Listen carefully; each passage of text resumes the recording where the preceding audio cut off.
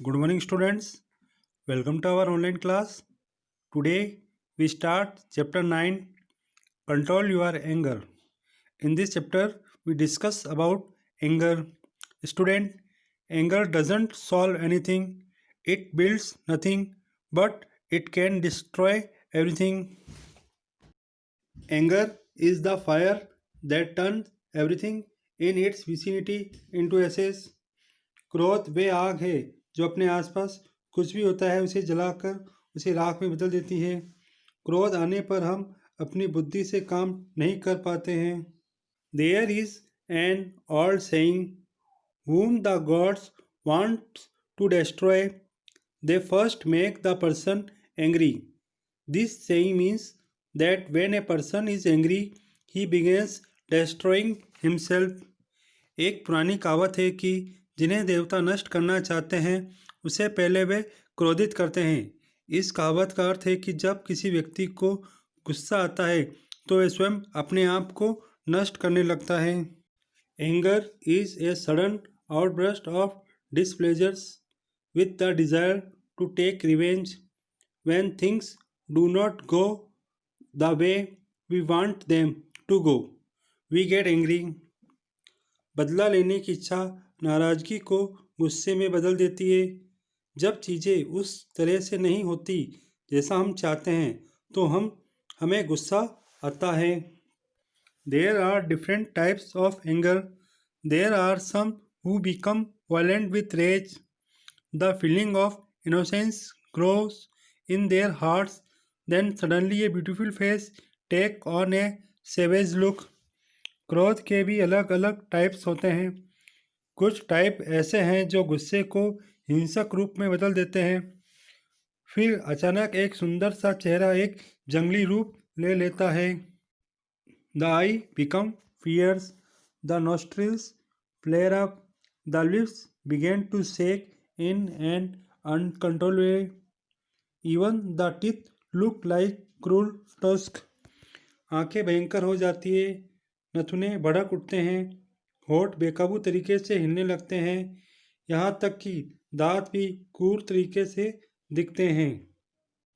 In each case the person explores his words like a rocket, and then he says and does things which he would never do if he were in a normal state. प्रत्येक स्थिति में व्यक्ति अपने शब्दों को rocket की तरह विस्फोट करता है और फिर वह कहता है और वह चीज़ें करता है जो वह कभी भी सामान्य स्थिति में नहीं करता।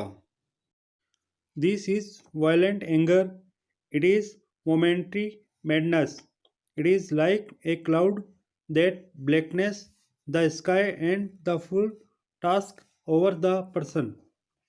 ये क्रोध एक हिंसक रूप लेता है, ये कुछ समय के लिए व्यक्ति को पागल बना देता है। It is like a cloud that blackness the sky and then full takes over the person.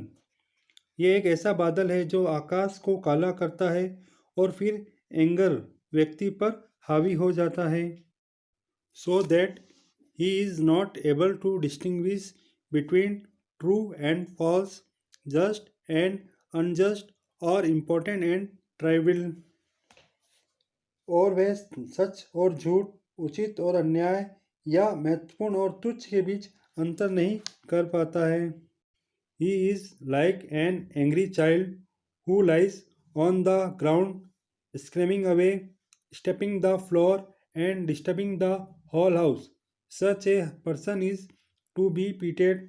जब किसी को गुस्सा आता है तो वह छोटे बच्चों की तरह व्यवहार करता है, जो ज़मीन पर लेट जाता है, चिल्लाता है, फर्श को ठोकर मारता है और पूरे घर को परेशान करता है। Who would go near an angry person? Who would like to go close to a volcano that will suddenly blow off its top? क्रोधी व्यक्ति के पास कौन जाना पसंद करता है? क्रोधी व्यक्ति ज्वालामुखी की तरह होता है जो कभी भी फट सकता है। Many of the things we do in anger have to be corrected afterwards. गुस्से में हम किसी काम को परफेक्ट नहीं कर पाते हैं। क्रोध में हम जो काम करते हैं उसे बाद में सुधार करना पड़ता है। This means that anger never walks alone. From anger come हेटेड, सस्पेंस एंड रिवेंज। इसका अर्थ है कि क्रोध कभी भी अकेला नहीं चलता है। क्रोध आने पर हम नफरत भी करते हैं और बाद में ये संदेह और बदले का रूप भी लेता है। A wonderful relationship that takes a whole life time to mellow and mature can disappears in one burst of bitter biting words. एक अद्भुत रिश्ता जो पूरे जीवन काल को मधुर और परिपक्व बना देता है। क्रोध आने पर कहे गए शब्द को कड़वापन उस अद्भुत रिश्ते को गायब कर देता है। An angry person sends thunder and lighting to all his near and dear ones. क्रोधित व्यक्ति क्रोध आने पर सभी निकट और प्रिय लोगों को वज्र और बिजली का प्रहार करता है, अर्थात उन्हें कटु शब्द बोलता है। When he comes back to his sense, he realizes that he has deeply hurt his own loved ones. क्रोधित व्यक्ति को जब एहसास होता है तो उसे पता चलता है कि उसने अपने शब्दों से अपने प्रियजनों को गहरी चोट दी है। They will certainly forgive, they will try to forget, but they will never be able to love him in the same manners. परिवार के सभी सदस्य उसे निश्चित रूप से माफ़ कर देंगे।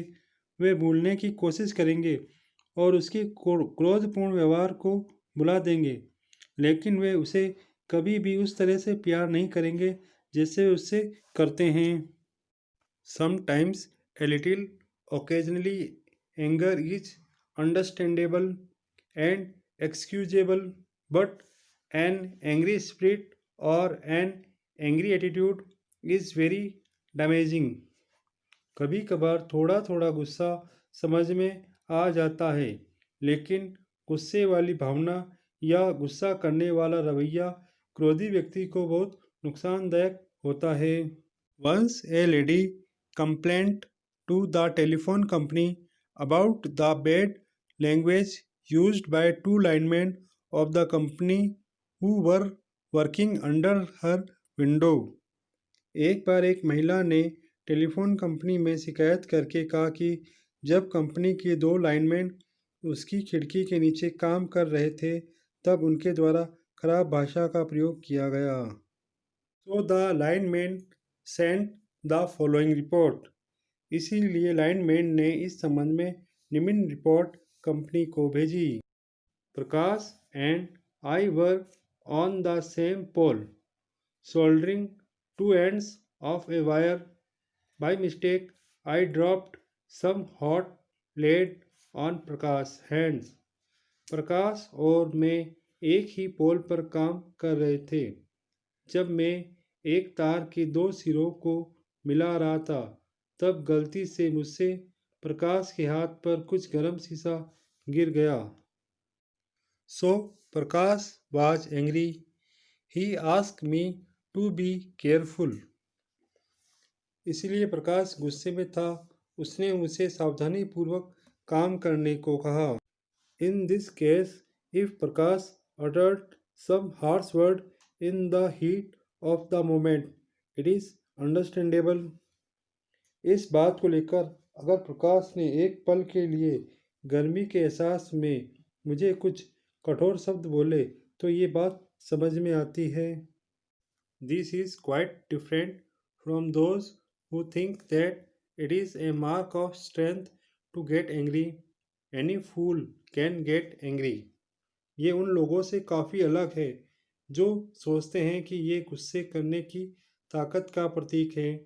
कोई भी मूर्ख व्यक्ति क्रोध कर सकता है। It requires a great good man to be patient and meek. रोगी और नम्र होने के लिए एक महान अच्छे आदमी की आवश्यकता होती है। There is another strange way of expressing anger. There are some people who choose silence to express their anger. गुस्सा जाहिर करने का एक और अजीब तरीका ये होता है, कुछ लोग ऐसे होते हैं जो अपने गुस्से को जाहिर करने के लिए चुप्पी चुनते हैं। This is a very special kind of silence, an angry silence, a silence of revenge. ये एक बहुत ही विशेष प्रकार का मौन होता है, एक क्रोधित मौन, बदला लेने की भावना। You do not see the flames at the top, but actually the coal inside is getting hotter and hotter. आप कोयले के शीर्ष पर ज्वाला को नहीं देख सकते, लेकिन वास्तव में अंदर कोयला गर्म और गर्म हो रहा है। Sometimes your sister stops talking to you. She speaks only when she has to answer a question, and often it is only a rough yes or no. कभी कभी आपकी बहन आपसे बात करना बंद कर देती है। वह केवल तभी बोलती है जब उसे किसी प्रश्न का उत्तर देना होता है, और अक्सर ये केवल एक हाँ या ना होता है। It sounds more like a hammer hitting a nail. This is the same cruel gun of angry, only with a silencer. It is the same deadly weapon that spoils happiness in the house. ये बहुत अधिक लगता है जैसे एक हथौड़ा मार नाखून। ये क्रोध ही एक क्रूर बंदूक है, केवल एक चुप्पी के साथ। ये वही घातक हथियार है जो घर की खुशियों को खराब करता है।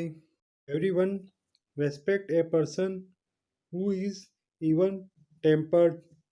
It is true that everybody at some time in life gets angry, but it is bad to easily give in to this feeling of anger. हर कोई ऐसे व्यक्ति को सम्मान करता है जो अच्छे स्वभाव का होए। ये सच है कि जीवन में हर समय किसी न किसी को गुस्सा आता है, लेकिन क्रोध की इस भावना को आसानी से दिया जाना एक बुरी आदत है। The next time you feel angry, count 20 before you begin to speak. अगली बार जब आप गुस्से का अनुभव करें तो बोलने से पहले 20 तक काउंट करें। The next time you want to dash an angry letter, write it but do not post it.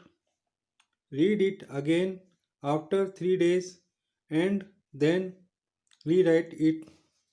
अगली बार जब आप गुस्से में पत्र को लिखें तो उसे लिखें, लेकिन इसे पोस्ट ना करें। इसे 3 दिन के बाद फिर से पढ़ें और फिर वापस इसे लिखें। The humble and gentle are loved by all. They are like expert car drivers who have learned to press a foot brake at the correct time. विनम्र और कोमल स्वभाव से प्यार करते हैं। वे विशेषज्ञ कार चालक की तरह होते हैं जिन्होंने सही समय पर एक पैर ब्रेक लगाने के लिए सीखा है। Controlling one's anger is not an easy job. Francis of Sales says that it took him 20 years of carefully watchfulness to control his anger. किसी के गुस्से को नियंत्रित करना आसान काम नहीं। फ्रांसीसी ऑफ सेल्स का कहना है कि जिसने अपने क्रोध को नियंत्रित करने के लिए 20 साल सावधानीपूर्वक निगरानी की है, वे अपने गुस्से को कंट्रोल कर सकता है। Controlling one's temper is like a journey of 1,000 miles, but a journey of 1,000 miles has to begin with the first step. Are you ready to take the first step? किसी के स्वभाव को नियंत्रित करना 1000 मील की यात्रा की तरह है, लेकिन पहले कदम के साथ 1000 मील की यात्रा शुरू करनी होगी। क्या आप पहला कदम उठाने के लिए तैयार हैं? So students, our chapter is over. I hope you understand this chapter.